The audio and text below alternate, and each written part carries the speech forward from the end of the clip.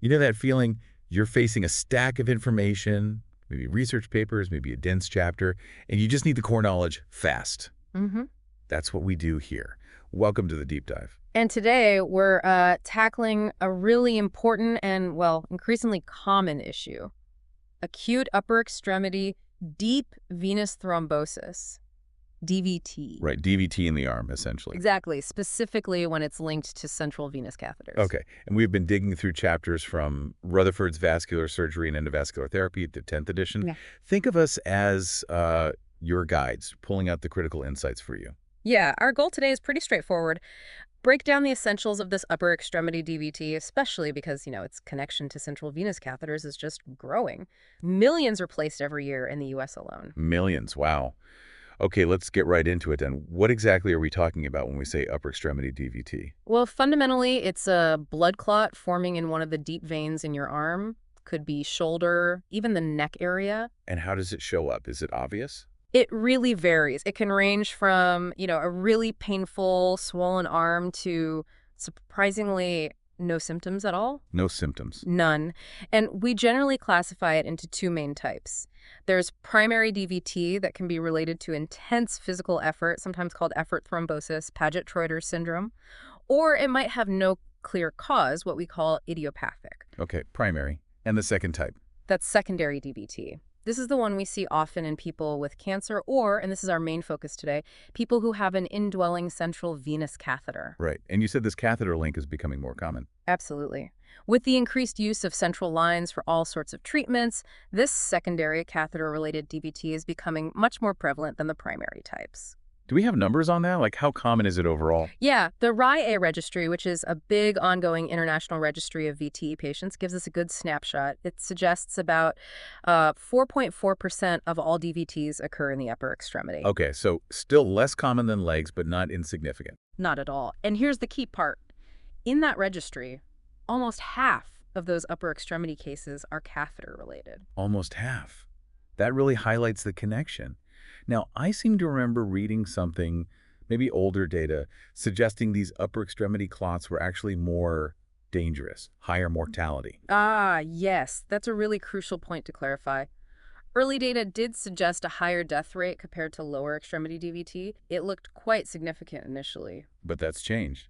Well, our understanding has evolved. We now think those initial findings probably reflected the fact that the patients getting upper extremity DVT often had other very serious underlying illnesses, like advanced cancer.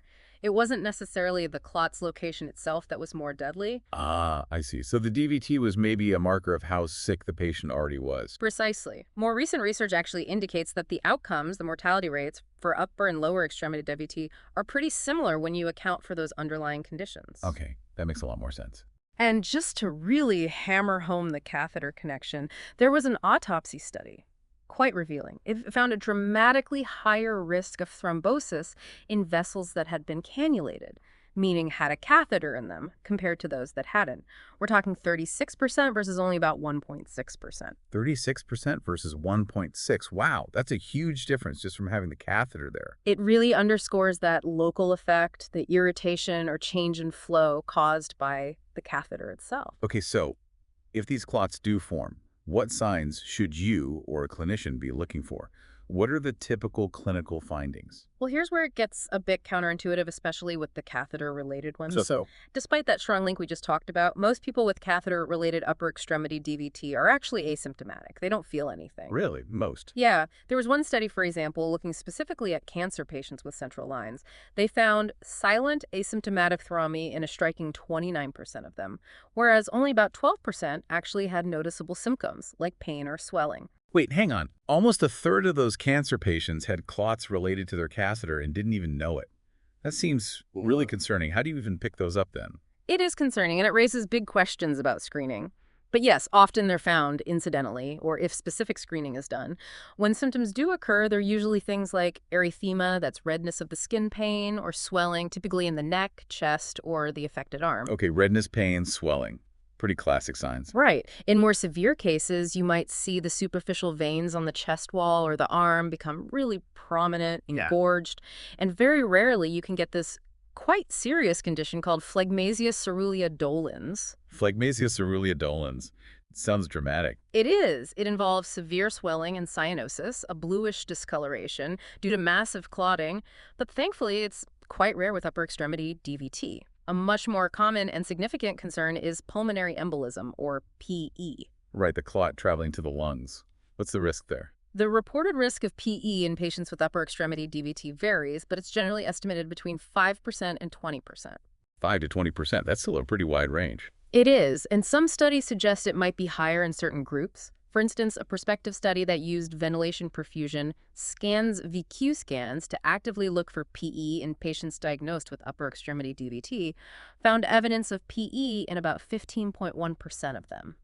15%. Yeah, and in that study, cancer was the most common underlying condition in those who had a PE, about 31% of the PE cases. Another study by Monreal and colleagues specifically looked at DVT associated with indwelling catheters and found an even higher PE incidence, around 20%. 20% if it's catheter-related. So that link seems to increase the PE risk, too. It certainly appears that way in some studies. The clot forming around the catheter might be less stable, or perhaps it's just related to the underlying conditions requiring the catheter. Either way, the risk of PE is definitely real and needs to be taken seriously. Absolutely. And what about after the immediate danger? Are there long-term problems, like with leg DVTs? Yes, definitely. We also need to consider post-thrombotic syndrome, or PTS. Just like in the legs, this can cause persistent symptoms like pain, swelling, heaviness, and sometimes skin changes in the affected arm, even long after the initial clot is treated. How common is that PTS in the arm? The reported numbers vary quite a bit in the literature, actually. Some studies report it as low as 4%, others put it much higher, maybe up to 35%. So it's a bit unclear exactly how frequent it is, but it certainly happens. Okay, so we know what it is, how it might present or not present, and the potential complications. How do doctors actually diagnose it? What's the standard approach?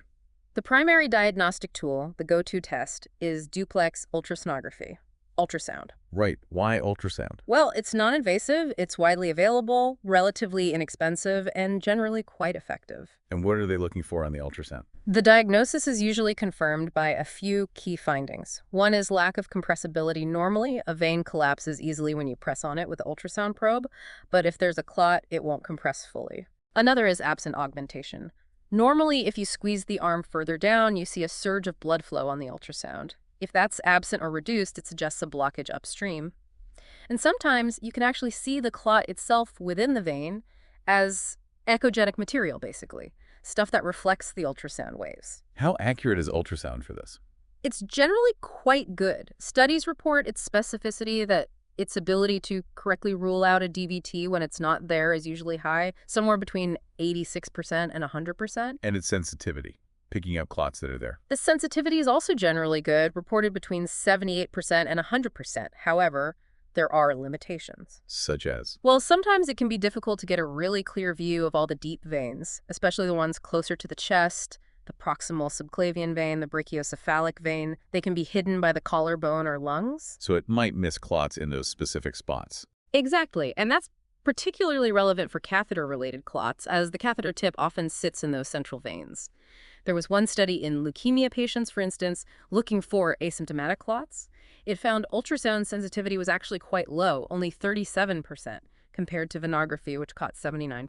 Wow, that's a big difference. Venography being the dye test. Right, injecting contrast dye directly into the veins.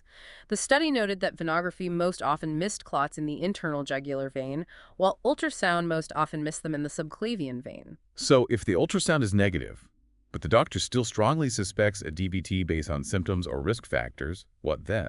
In that situation where clinical suspicion remains high despite a negative or inconclusive ultrasound, the recommendation is usually to proceed with additional imaging. This typically means CT venography or MR venography. CT or MRI scans of the veins? Correct. They can often visualize those central veins better than ultrasound. Catheter-directed venography, the dye test, is rarely the first choice nowadays because it's invasive, but it's still considered the gold standard, the most accurate test, especially for confirming thrombosis in those central veins if needed. Okay, that makes sense. Knowing the symptoms and diagnosis is key, but preventing it seems even better. Yeah. Let's talk about risk factors. How can we identify patients who might be more likely to get these clots? Yeah, that's a critical area. We can use certain biomarkers, substances measured in the blood alongside the clinical picture, like the patient's history and exam, and basic blood tests to try and stratify risk. Is there a specific tool for that? There's something called the clinical decision score. It's relatively simple. You get 1 point if a central catheter is present, 1 point for localized pain, and 1 point for unilateral edema swelling in just one arm. Then you subtract a point if another diagnosis seems just as likely. Okay, so points for catheter, pain, swelling, -1 for other possibilities. What do the scores mean? A score of 1 point suggests about a 12% risk of upper extremity DVT. A score of 2 points bumps that up to around 20%. And if you score 3 points, the risk is estimated to be significantly higher, maybe around 70%. 70%. That's quite predictive if you hit 3 points. Are there specific blood markers too? Yes. One prospective study looked at this. It found that patients who went on to develop symptomatic catheter-related thrombosis tended to have elevated levels of factor VIII, that's a clotting protein, higher white blood cell counts, and also elevated levels of plasminogen activator inhibitor 1, or PAI1. TI1. What does that do? It essentially inhibits the body's natural clot-busting system. So higher levels might mean clots don't break down as easily. These markers suggest underlying inflammation or a prothrombotic state might be involved. Okay, so if we can identify higher risk people, what about giving them blood thinners preventatively? Like everyone gets a central line. The thromboprophylaxis question. It seems logical, right? But despite some early, smaller studies showing potential promise, larger trials and current major guidelines generally do not support routine anticoagulation for all patients just because they have a central catheter. Why not? If the risk is there. Well, the risk varies a lot between patients, and anticoagulation itself carries bleeding risks. The evidence just hasn't consistently shown a significant enough benefit across the board to outweigh those risks for everyone. One study back in 1998 did identify some risk factors for thrombosis. Being older than 65, having the catheter placed in the internal jugular vein specifically, and maybe obviously not already being on therapeutic anticoagulation when the catheter was put in. So it's more about targeting specific higher risk individuals. That seems to be the direction, yes. Although even then, the evidence isn't rock solid. Some small studies, particularly in cancer patients, have suggested that prophylactic or preventative anticoagulation might lower the risk. But those results haven't always been replicated in bigger studies. So right now, there isn't strong evidence to recommend it routinely, even for many higher risk groups. Okay, so universal prevention with drugs is out for now.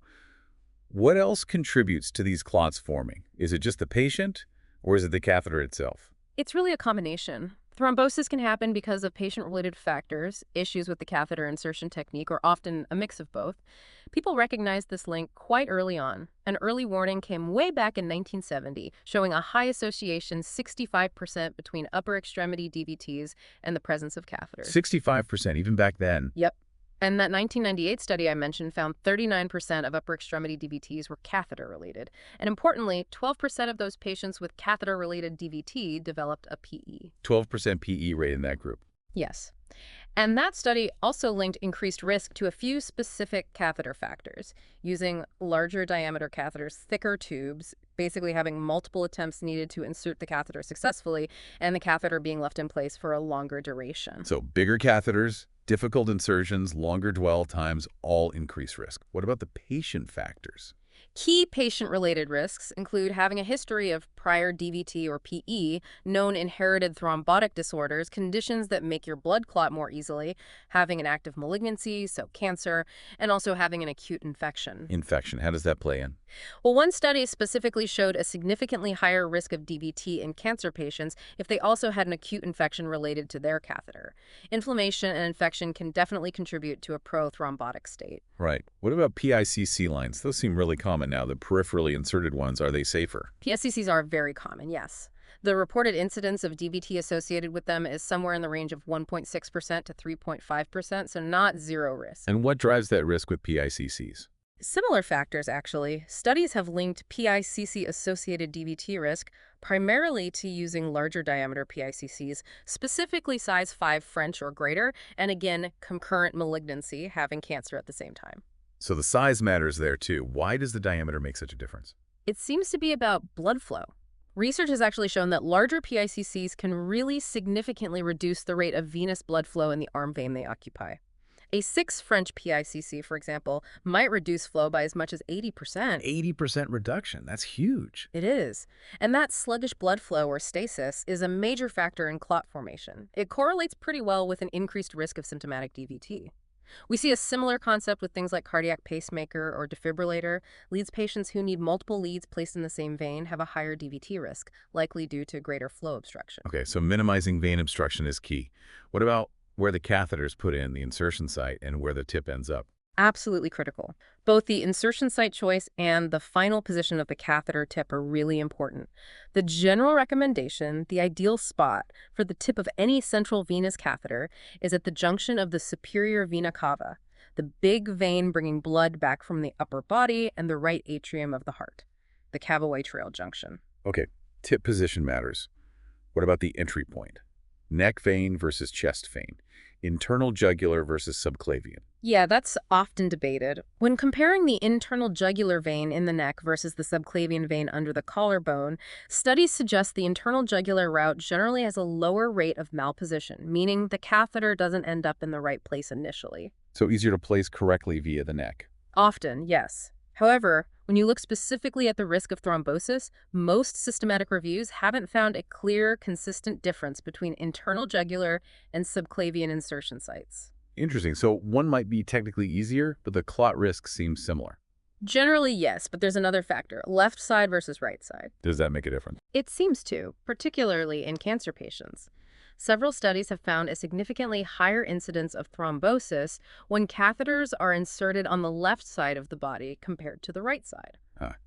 Any idea why? It's thought to be related to the anatomy. The veins from the left arm and head have a longer, more angled path to travel across the chest to reach the superior vena cava on the right side. That longer, perhaps more tortuous path might increase turbulence or interaction with the vein wall. Okay, so right side might be preferable, if possible. What about avoiding the upper body altogether, Oh. like the femoral vein in the groin? That's generally discouraged for central lines if other options are available, especially for longer-term use. A major Cochrane review looked at different insertion routes. It confirmed no significant difference in thrombotic complications between internal jugular and subclavian, but it did find a significantly higher risk of thrombosis when the femoral vein was used compared to the subclavian vein. Plus, femoral lines tend to have higher infection risks, too. Right. Okay, so we've covered diagnoses, risks, prevention challenges. Let's get to treatment. If someone does get an upper extremity DVT, what happens next? The standard of care, the main treatment, is anticoagulation, blood thinners. Like for leg DVTs. Exactly. Much of the approach is extrapolated from the extensive data we have on lower extremity DVT. The goal is to prevent the clot from getting bigger and to stop new clots from forming, allowing the body to gradually break down the existing one. What kind of blood thinners? Traditionally, it was heparin, followed by warfarin, a vitamin K antagonist. But now, the direct oral anticoagulants, the DOACs, are often used as well and are considered effective alternatives. They're often simpler to manage. How long do people need to be on them? The American College of Chest Physicians, or ACCP, guidelines generally recommend anticoagulation for 3 to 6 months for upper extremity DVT. They also recommend that if the central catheter associated with the clot is no longer needed, it should be removed. Should the catheter always be removed? Ideally, if it's not needed. But if the catheter is still essential for the patient's ongoing treatment, it can often remain in place while the patient is fully anticoagulated. The decision involves weighing the need for the catheter against any potential ongoing risk from it. Okay. What about more aggressive stuff? Yeah. Like clot-busting drugs or actually removing the clot surgically, Yeah. thrombolysis or thrombectomy? Their role is less clearly defined for upper extremity DVT compared to some situations in the legs. They're generally reserved for more severe cases. For instance, they might be considered in that rare phlegmasia situation we mentioned, or if there's limb-threatening ischemia, which is very uncommon here. Are there specific guidelines for using thrombolysis? Yes, the 2016 CHEST guidelines provide some criteria for considering catheter-directed thrombolysis. That's where they use a catheter to deliver the clot-busting drug right to the clot. And what are those criteria? They suggest considering it if the patient has severe symptoms, if the thrombus involves most of the main veins, the subclavian and axillary veins, If the symptoms started fairly recently, usually less than 14 days ago, if the patient is otherwise in reasonably good functional status with a life expectancy greater than 1 year, and importantly, if they have a low risk of bleeding complications from the elytic drug. So quite specific circumstances. Very specific. It's definitely not routine. What if someone simply can't take blood thinners? Maybe they have a high bleeding risk or they're having surgery. And what if the catheter also can't be removed? Are there other options to prevent PE? That's a difficult situation. In those specific cases where anticoagulation is contraindicated and the clot source, like the catheter, remains, placing a filter in the superior vena cava and SVC filter might be considered. Like an IVC filter for the legs, but in the upper body main vein. Exactly the same principle. It's a small device designed to trap large clots traveling from the arms or head towards the lungs, preventing a potentially fatal PE. Is that common? Are there risks? It's not very common. It's really a last resort. And yes, there are potential risks with SVC filters too. One study, interestingly, reported a higher rate of the filter struts actually perforating the wall of the vena cava, particularly in younger male patients. So even that protective measure needs careful consideration. It really sounds like managing this involves balancing a lot of factors. It absolutely does. It highlights the complexity. Okay, so let's try to bring it all together. What are the key takeaways we want people to remember about acute upper extremity catheter-related DVT? Right. I think the main points are, first, acute upper extremity DVT is a, well, relatively common complication after you have an indwelling central venous catheter inserted. It happens. Okay, common complication. Second, while many people, maybe even most with catheter-related ones, won't have symptoms, others will develop those classic signs, the pain, the swelling. And critically, there is a definite risk of pulmonary embolism. So asymptomatic is common, but PE is still a real risk. Exactly. Third, regarding management. If possible, the catheter associated with the clot should be removed if it's no longer medically necessary. But if it is still needed, it can often stay in. And the main treatment? The standard treatment is a full course of anticoagulation, usually for 3 to 6 months, whether the catheter stays in or comes out. Perfect. That really crystallizes it. This deep dive, hopefully, has given you, our listeners, a much clearer picture of this condition, pulling out the essential knowledge from those, quite dense textbook chapters. Yeah, and it really does underscore that constant clinical challenge, weighing the undeniable benefits and necessity of central venous catheters against these potential and not insignificant risks for every single patient. Absolutely. Which brings us to a final thought for you to chew on. We know central line use is increasing. They're essential tools in modern medicine. So looking ahead, what kind of research or maybe technological innovations could really move the needle on reducing these thrombotic complications? How can we make these vital devices safer without compromising the care they enable? That's the million-dollar question, isn't it? Better catheter materials, smarter placement techniques, improved risk stratification. Lots to think about. Definitely something to ponder.